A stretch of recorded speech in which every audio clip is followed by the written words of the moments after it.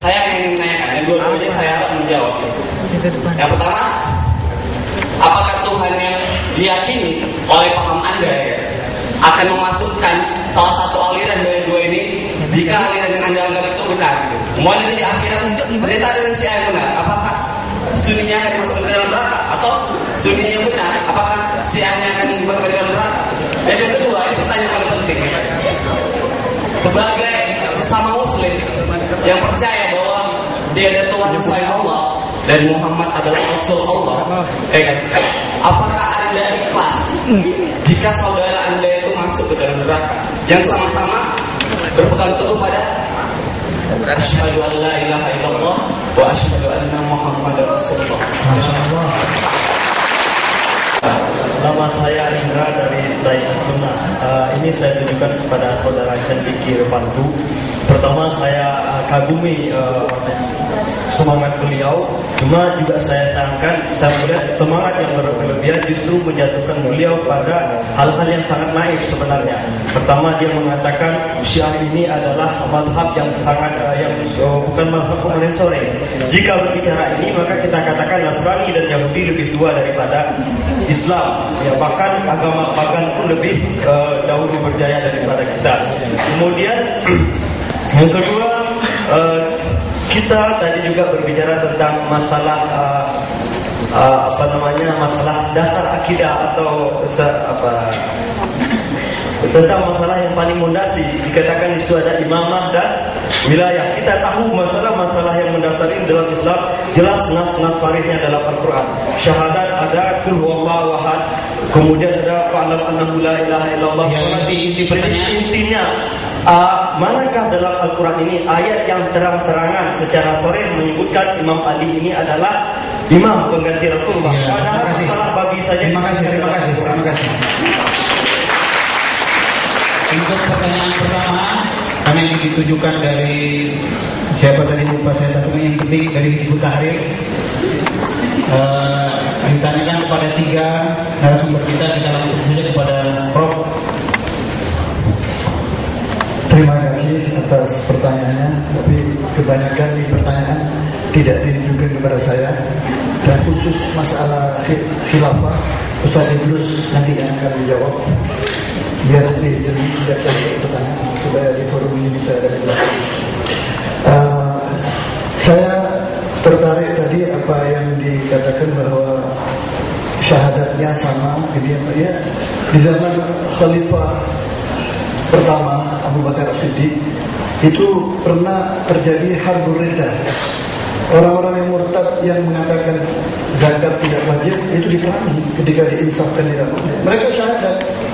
Dan orang-orang jil pun kalau kita tanya, dia pasti akan mengatakan saya syahadat walaupun saya tidak percaya bahwa Quran ini wahyu Allah, karena saya percaya bahwa Quran ini adalah kitab sejarah. Sebagai kitab sejarah bisa dikritik. Ini kan keyakinan orang-orang jil. Jadi semua menempel pada syahadat, tapi bukan itu sesuatu yang merupakan jaminan tidak boleh diinsafkan dan disuruh tobat. Tentu ada proses, harus dikembalikan, rujuk ilal haq. Kalau istilah sekarang itu, kalau tidak bisa ya terpaksa begitu. Oleh karena itu Majelis Ulama punya sikap perbedaan fikih itu harus ditoleransi, penyimpangan akidah harus diamputasi. Sekali lagi saya ulang, perbedaan fikih harus ditoleransi, tetapi penyimpangan akidah harus diamputasi. Oleh karena itu, maka buku Majelis Ulama itu berjudul Mengenal dan Mewaspadai Penyimpangan Syiah. Kalau saudara pembicara kedua tadi mengatakan bahwa itu Majelis Ulama tidak menggunakan kata kesesatan, memang yang kita pakai terakhir bukan kesesatan tapi penyimpangan. Tapi saya kira saudara cukup cerdas memahami ini, bahwa penyimpangan dan kesesatan itu kata orang Jawa podo wae. Ya, saya setuju dengan adik tadi itu. Ya, bagi Ahlussunnah wal Jamaah tadi dijelaskan oleh Ustaz Idrus bahwa Sayyidina Ali adalah khalifah keempat. Bahkan di kalangan para penganut thariqah Ahlussunnah wal Jamaah, Imam Ali itu dianggap sebagai mursyidnya thariqah Naqsyabandiyah. Tapi Ahlussunnah wal Jamaah tidak sekali-kali hulu di dalam merespon itu.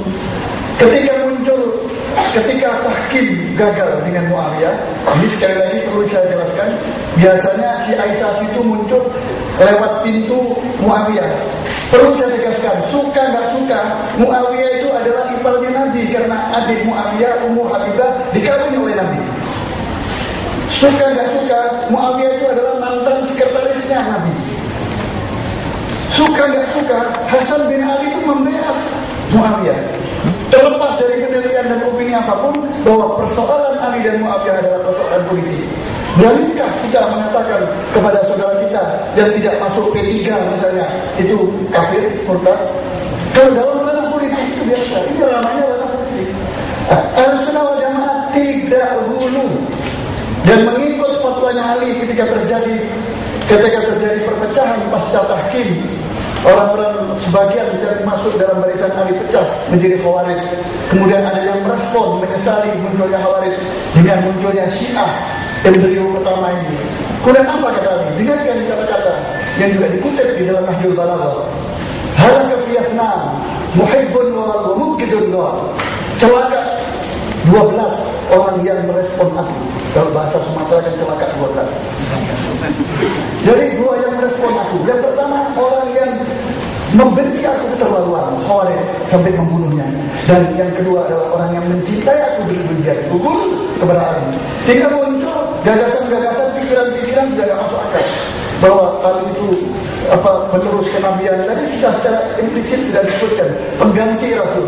Tidak, kerasulan tidak bisa digantikan karena Rasulullah itu khatamul anbiya wal mursalin.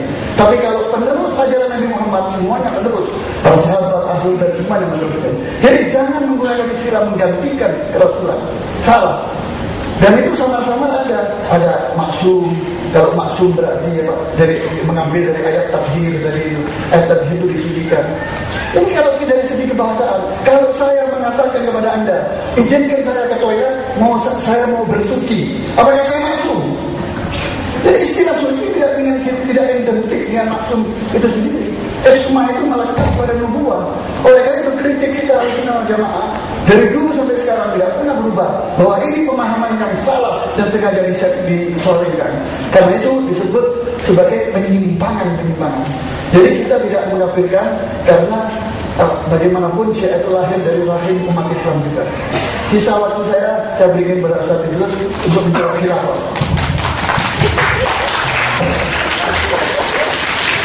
Kita akan berikan pada Pak Cendekia untuk menanggapi.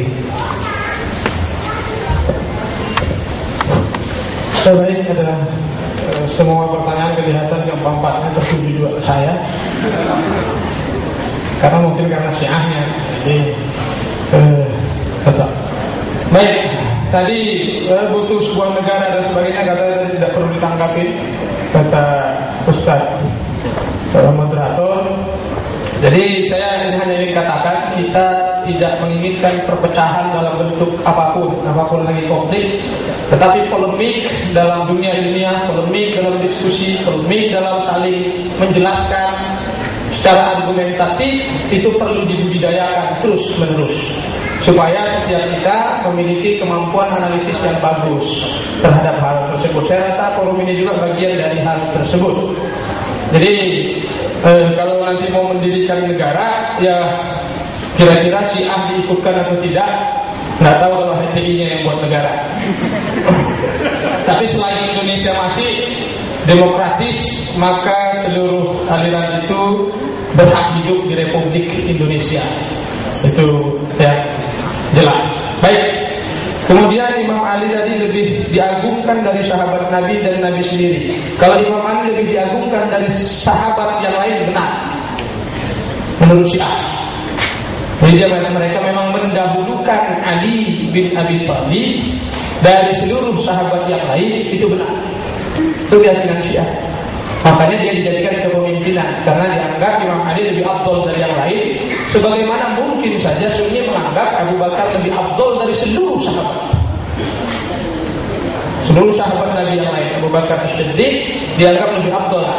Syiah menganggap Imam Ali lebih afdal dari selain sahabat. Kalau kita bacakan kita kan diurut yang lebih baik, Bakar, Siddiq, Umar bin Khattab, Utsman, Imam Ali keempat, terusnya. Cuma sampai 4 aja, Khulafaur Rasyidin yang lainnya masih bermasalah.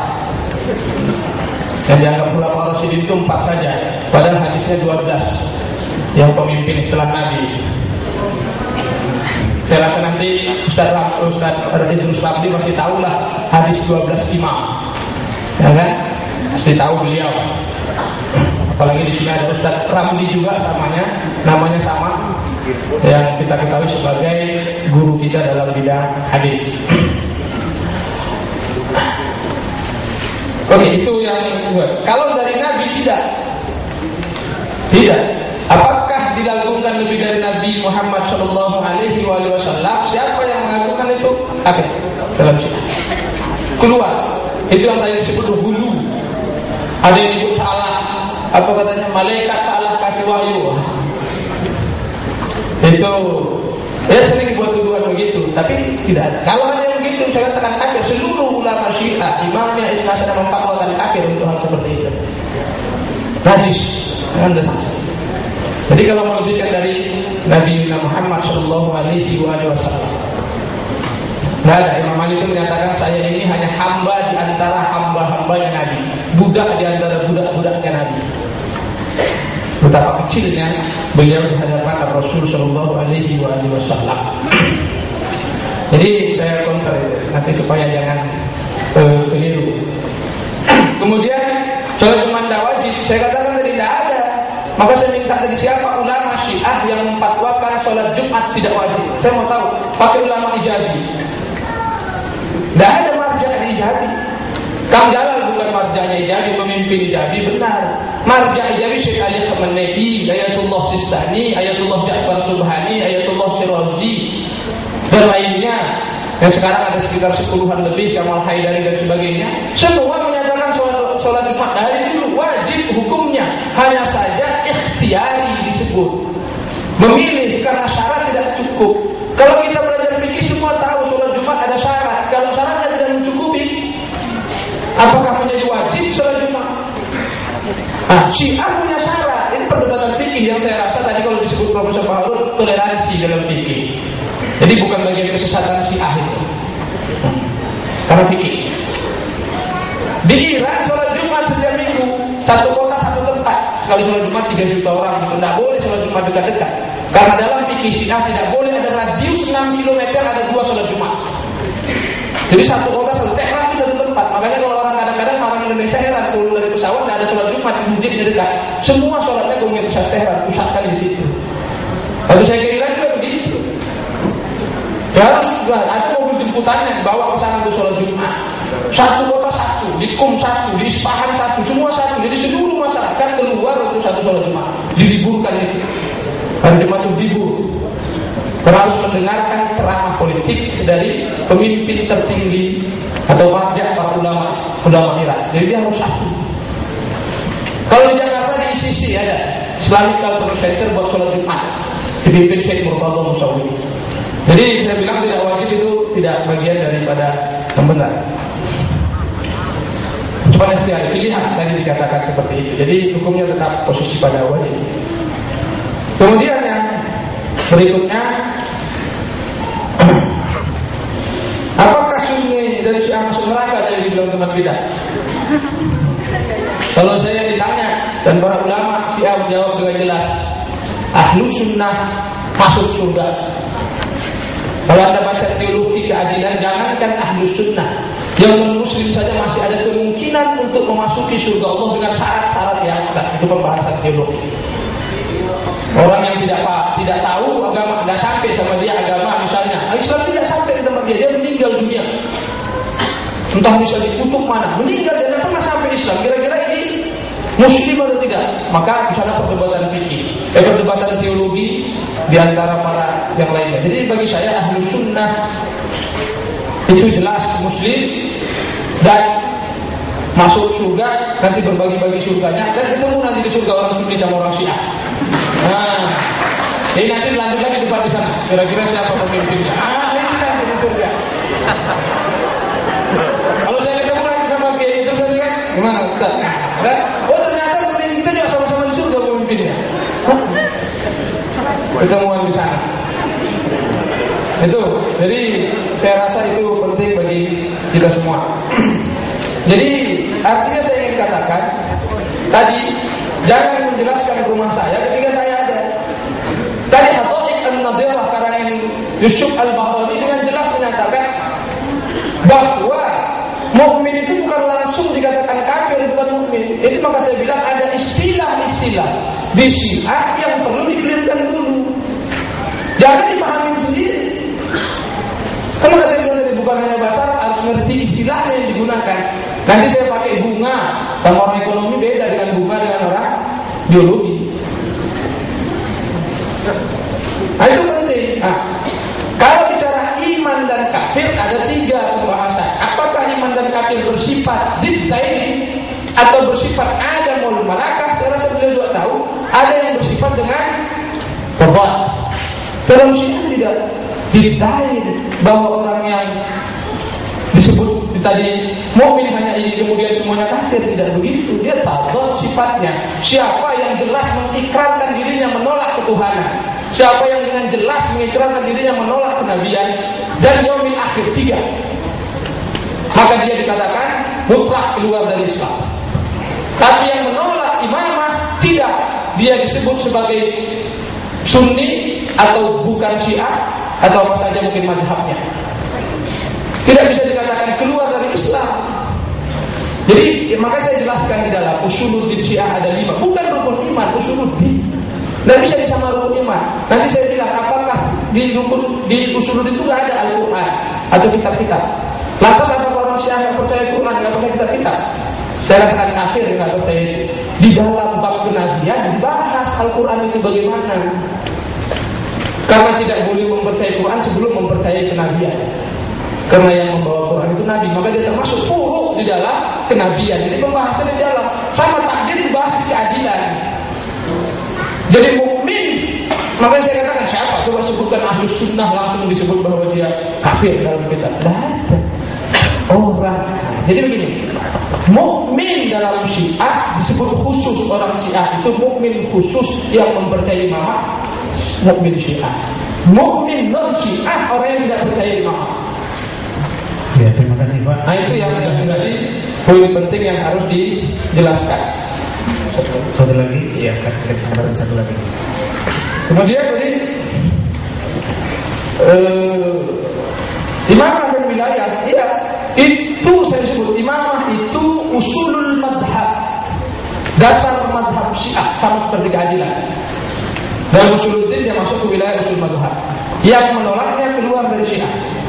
Bukan keluar dari Islam, tapi yang menolak tadi ketuhanan, bukan tidak ada ketuhanan kalau disebut tadi. Yang pertama tadi kan disebut 5 ketuhanan. Yang pertama at-tauhid, al-nubuwah, al-ma'ad, 3 yang penting ini itu yang menjadi usul bagi seluruh mazhab di dalam Islam.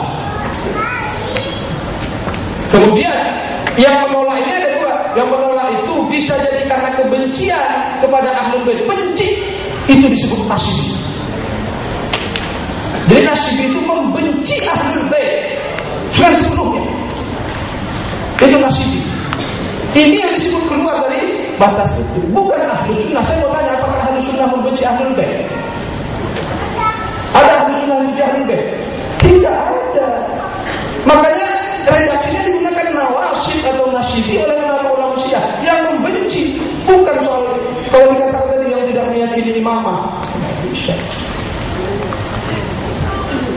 Karena sebagaimana itu perdebatan-perdebatan yang saya rasa cukup sering sekali terredaksi dari kitab Syiah diubah. Cukup biasa saya selalu membaca seperti itu. Nah, jadi imamah dan wilayah itu seperti itu. Jadi dia dasar kemazhaban Syiah. Apakah ada secara tekstual di dalam Al-Quran Imam Ali disebut? Tidak ada.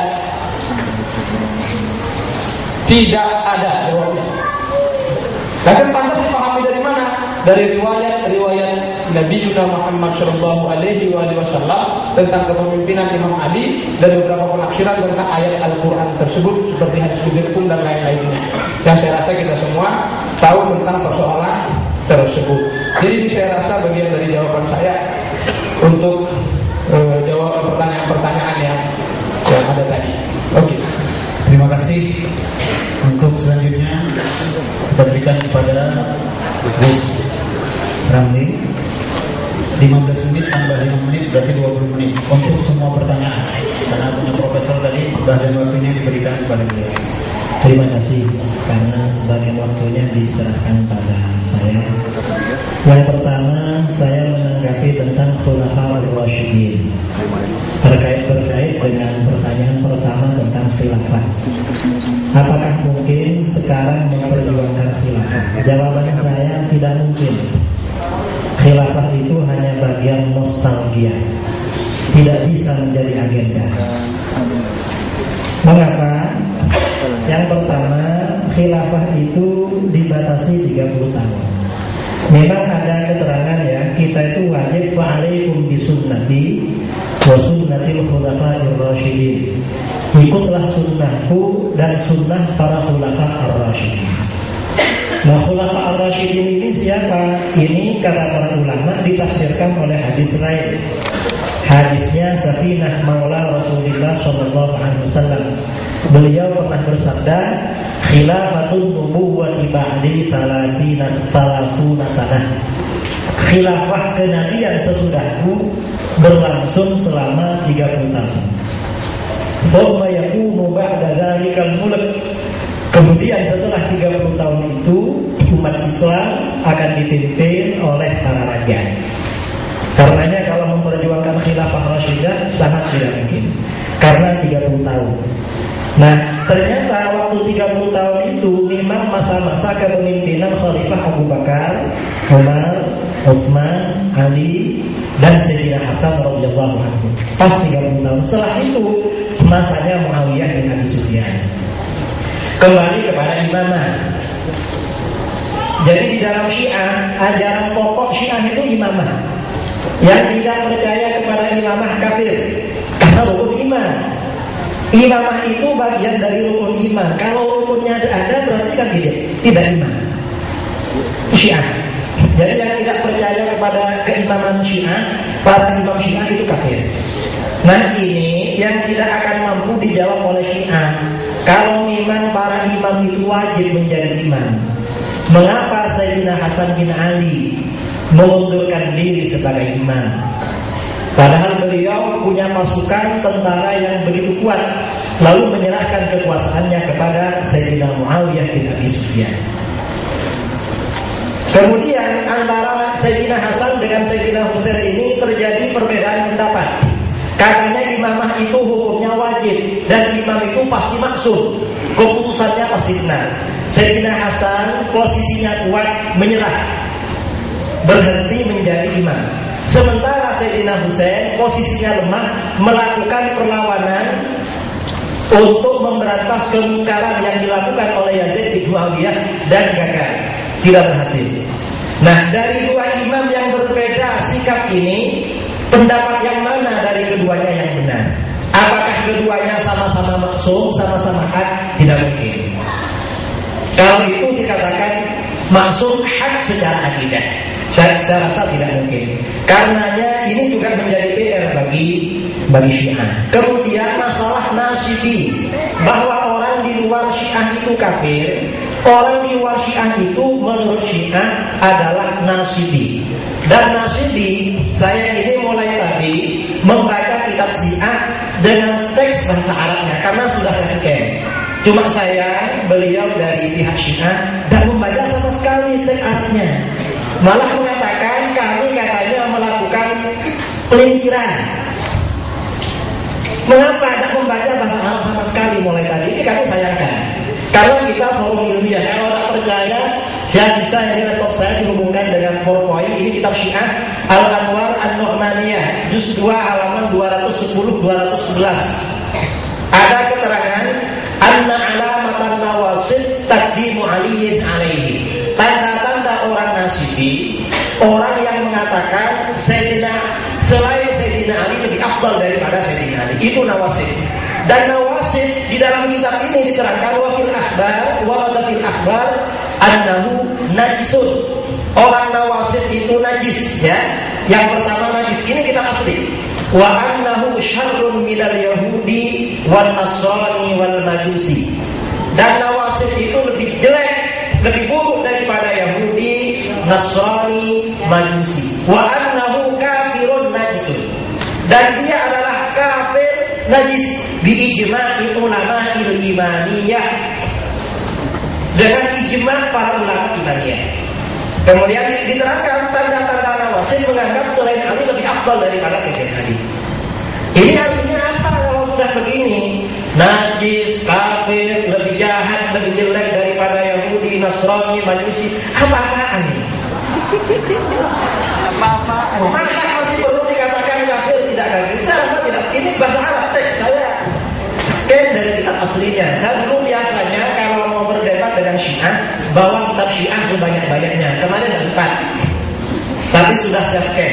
Kalau tidak percaya, ini kitab ini juga diposting di web Syiah. Kitabnya sudah di dalam bentuk PDF sudah ada. Kemudian masalah sholat Jumat. Tadi saya mengatakan sholat Jumat itu tidak wajib. Ternyata ini dari Pak Candiki sudah membuka sedikit demi sedikit bahwa sholat Jumat itu menurut Syiah Indonesia katanya ikhtiari. Artinya boleh milih, boleh sholat Jumat, boleh tidak sholat Jumat. Apa artinya itu? Berarti sholat Jumat itu statusnya boleh. Yang penting sholat, mungkin sholat zuhur. Dan ini ada ancaman dari hadis Rasulullah SAW, orang yang meninggalkan sholat Jumat maka hatinya akan distempel menjadi orang munafik. Karenanya orang Syiah itu meyakini adanya taqiyah, berbohong. Karena tak sholat Jumat itu menurut kami. Karena tak sholat Jumat akhirnya mereka suka bertaqiyah. Dan bukti bahwa Syiah ini suka bertaqiyah, saya nanti ya silahkan dari peserta yang tidak yang belum puas bisa mengkopi buku Jalaluddin Rahmat Pimpinan Ijabi, yang Jalaluddin Rahmat ini mengutip dari bukunya orang-orang Syiah di Iran. Dari kitab-kitab sirah yang ditulis ulama Syiah di Iran, ternyata banyak melakukan pelintir terhadap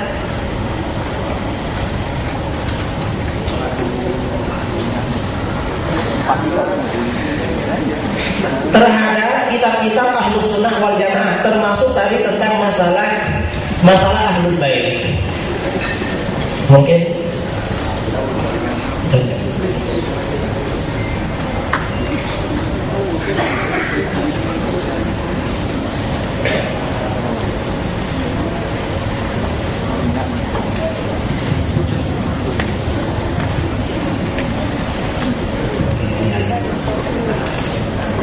nah itu ya, itu kitab Syiah tentang kitab Al-Anwar An-Nu'maniyah.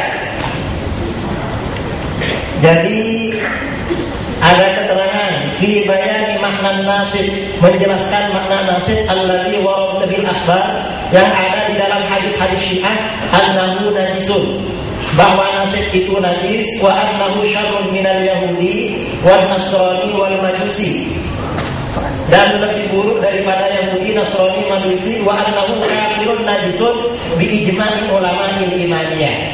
Lalu kemudian di bawah anna alamatan Nawasib taqdimu ghairi aliyin alaihi, tanda-tanda Nawasib menganggap selain Ali lebih afdal daripada Sayyidina Ali. Terus yang kedua, fi jawazi qatlihim, boleh membunuh Nawasib, wastibahati amwalihim, dan menghalalkan harta bendanya. Ini di dalam kitab Al-Anwar An-Nu'maniyah. Ini kitab Syiah Imaniyah di Iran. Saya kira cukup ilmiah yang saya sampaikan karena scan dari kitab aslinya dan bahasa Arab, bukan bahasa Indonesia. Kemudian saya juga ingin menanggapi, apakah selain Ahlus Sunnah wal Jamaah akan masuk neraka? Jadi khilafiyah bainal muslimin, perbedaan umat Islam itu ada dua macam. Ada perbedaan di dalam masalah furu', ya, dalam masalah fikih.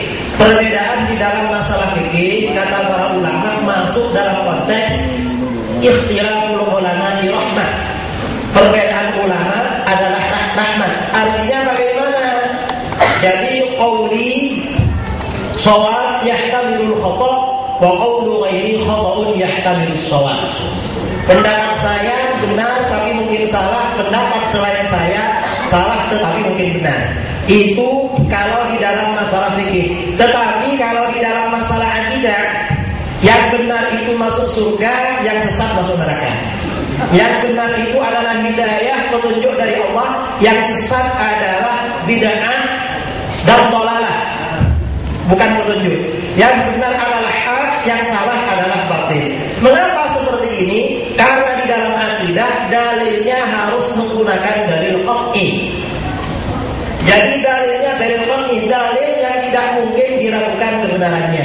Kalau di dalam masalah fikih dalilnya masih bisa pakai dalil dhanni. Jadi dalil dhanni itu cukup tapi kalau di dalam akidah dalilnya harus qat'i. Nah, kalau misalnya Ahlus Sunnah meyakini aliran-aliran sesat itu masuk neraka, apakah harus masuk neraka? Ya tergantung kesesatannya sampai di mana. Dan ini ketika kita mengatakan aliran sesat masuk neraka, itu bukan pendapat kita. Itu bukan karena kita menjadi hakim sok seperti Tuhan, bukan. Tetapi semata-mata menyampaikan apa yang disabdakan oleh baginda Rasulullah SAW. Dalam hadis-hadis yang dikatakan mutawatir oleh para ulama, satafdari ummati ala salatin wa sab'ina millah kulluhum finnar illa millatan wahidah. Umatku akan terpecah belah menjadi 73. Semuanya akan masuk neraka kecuali satu golongan yang akan masuk surga. Siapa yang masuk surga itu? Dalam satu versi riwayat dikatakan satu golongan yang masuk surga itu adalah al-jamaah. Versi yang lain dikatakan golongan yang masuk surga itu adalah as-sawatul aqwam. Mayoritas umat Islam, kita tahu mayoritas umat Islam di seluruh dunia Ahlus Sunnah wal Jamaah. Yang mayoritas Syiah itu cuma di Iran. Di Irak itu mayoritas Ahlus Sunnah wal Jamaah, bukan Syiah. Saya sudah berkeliling sampai ke negara-negara barat. Ternyata di Eropa mayoritas juga Ahlus Sunnah wal Jamaah menghormati dan mengagungkan para sahabat.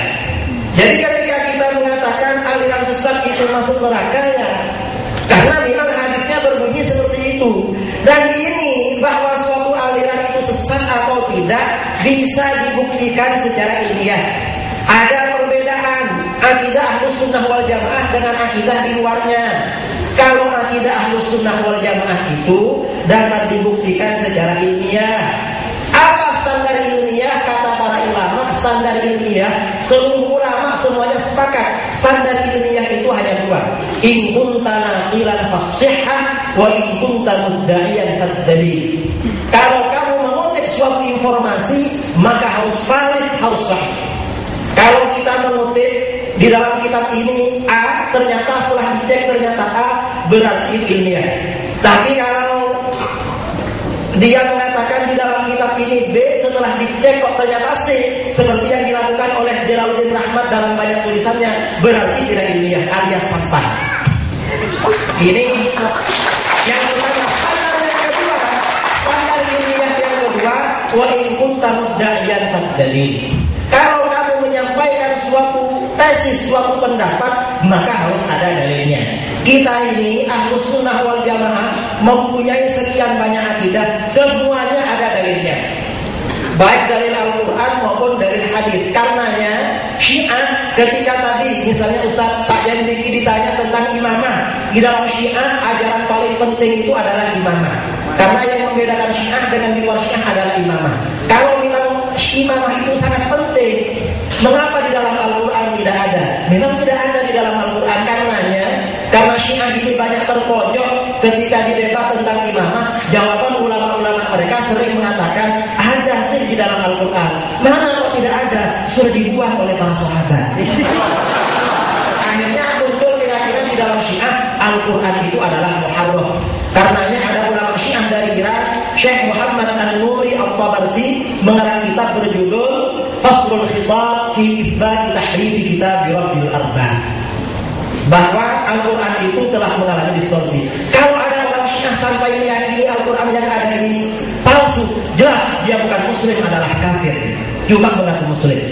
Yang dimaksud tadi saya katakan Syiah yang masih muslim dan tidak kafir, percaya Al-Quran itu asli dan otentik. Yang kedua, menganggap para istri Nabi adalah wanita baik-baik. Kalau sampai meyakini istri-istri Nabi wanita yang tidak baik-baik, dia kafir. Karena secara tidak langsung melecehkan pribadi baginda Rasulullah SAW. Saya kira tadi semuanya terjawab. Terima kasih. Terima kasih.